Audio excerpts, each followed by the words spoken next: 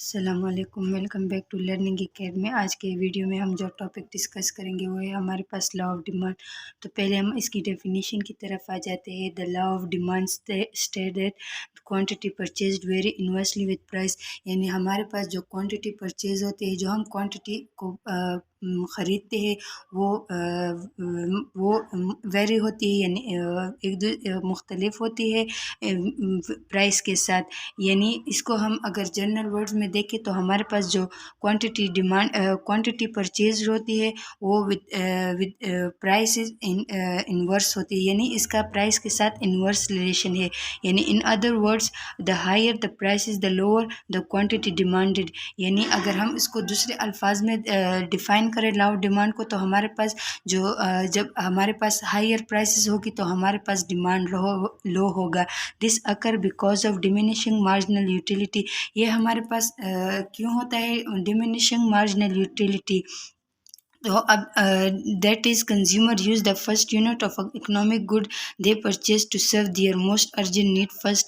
यानी हम अगर मार्जिनल हमारे पास जब एक कंज्यूमर एक यूनिट ऑफ क्वांटिटी को परचेज करता है तो हमारे पास जो अर्जेंट नीड और अर्जेंट नीड होती है या उसकी अर्जेंट ज़रूरत होती है उसको हम सेटिस्फाई करते हैं, यानी उससे हम ज़्यादा से ज़्यादा यूटिलिटी हासिल करते हैं। Then they use each additional unit first, और उसके बाद हम एडिशनल यूनिट यानी उसको उस गुड को और ज़्यादा यूज़ करते हैं unit of good to serve successively lower value ends. और हम फिर उसको मतलब और इसकी एडिशनल यूनिट को यूज़ करते हैं ताकि हमारे पास उसकी जो यूटिलिटी है या उसकी जो कंजम्पशन वो हमारे पास सेटिस्फाई हो जाए। तो ये हमारे पास इसकी डेफिनेशन हो गई।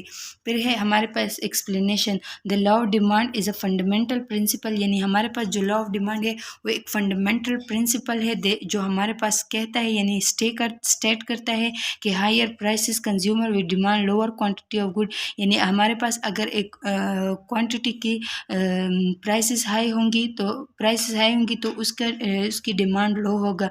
Economic involves the study of how people use limited means to satisfy unlimited wants. ये हमारे पास इकोनॉमिक्स में ये स्टडी होता है कि जो हमारे पास लिमिटेड रिसोर्सेज है, हम लिमिटेड मीन्स ऑफ लाइफ से उसमें हम अनलिमिटेड वांट्स को कैसे सेटिस्फाई करें।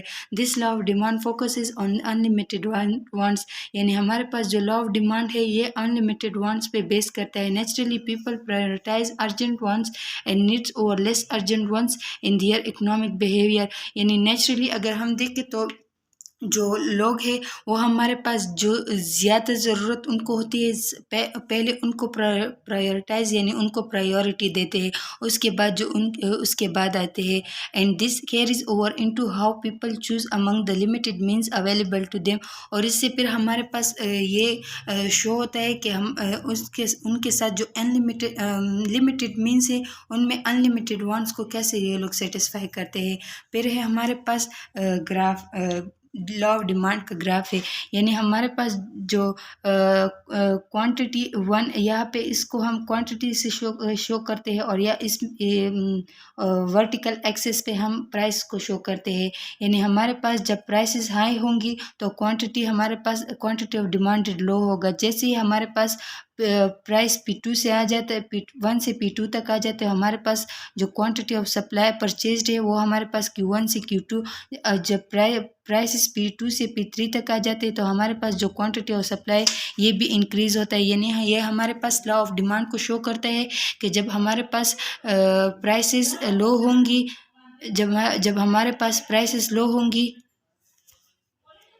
कि जब हमारे पास प्राइसेस हाई होंगी, यानी प्राइसेस हाई होंगी तो हमारे पास जो क्वांटिटी ऑफ डिमांडेड होता है यानी हमारे पास डिमांड लो होगा। जैसे ही हमारे पास प्राइस गिरती है, कम होती है, तो हमारे पास क्वांटिटी ऑफ सप्लाई भी हाई हो जाती है।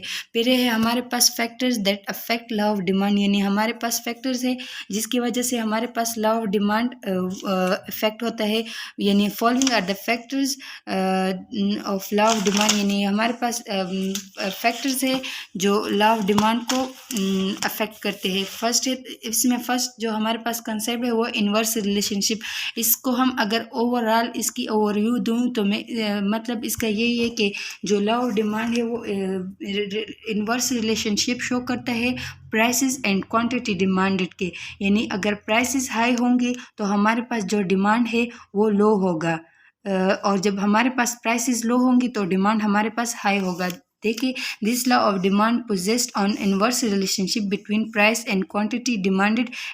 ऐसे जैसे कि मैंने पहले कहा कि जो ये लॉ है हमारे पास इनवर्स रिलेशनशिप शो करता है प्राइस और क्वांटिटी डिमांडेड के। When the prices of a good और services goes up the quantity demanded tend to go down, यानी हमारे पास जब प्राइसेस हाई होंगी तो क्वांटिटी डिमांडेड लो होगा, और जब प्राइसेस डाउन होगी, प्राइस कम होगी, तो हमारे पास जो डिमांड होगा वो इंक्रीज होगा। अब है हमारे पास सब्स्टिट्यूशन इफेक्ट।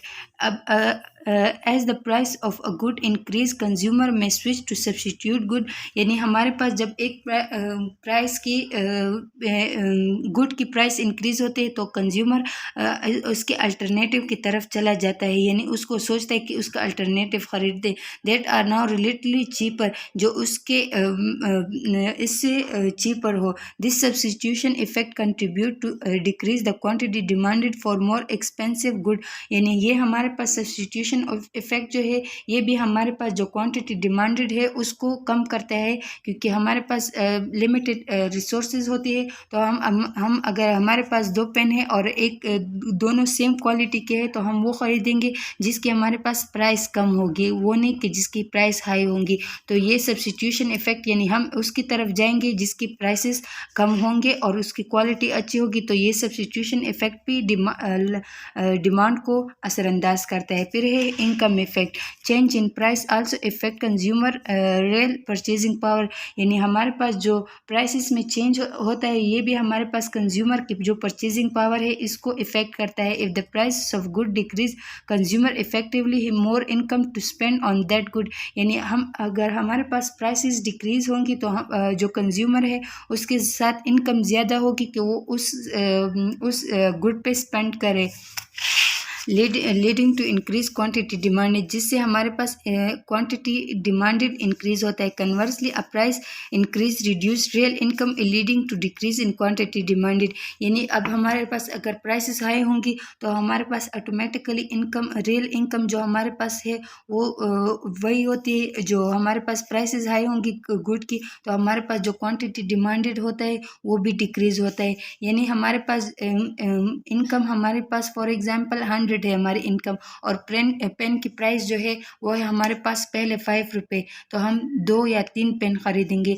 फिर इसके बाद जब पेन की कीमत 10 या 15 हो जाएगी और हमारी इनकम नहीं बढ़ेगी तो हमारे पास जो क्वांटिटी और डिमांडेड होता है वो भी हमारे पास डिक्रीज हो जाएगी, क्योंकि हमारे पास इनकम नहीं है, मतलब रिसोर्सेज नहीं है कि हम पेन खरीद सके।